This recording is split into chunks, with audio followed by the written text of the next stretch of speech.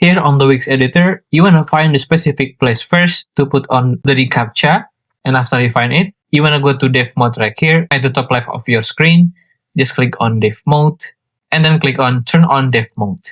This way, you can gain more access on your account editing. And then just wait for a bit. And after that, you want to click on add elements right here with the plus icon.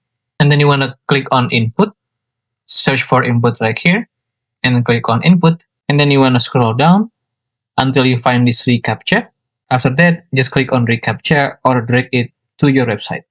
I'm going to minimize this one so you can see it better. And then here on the reCAPTCHA, you can actually drag it around your page to place it anywhere. So for example, I'm going to place it right here on my product page. And then you are good to go. And then to see if this reCAPTCHA is working or not, you can just go to right here beside publish button.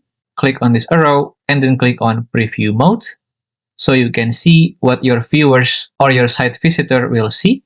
Here, just minimize it. And then if you scroll down and then click on the reCAPTCHA, and there you go. The reCAPTCHA is now working.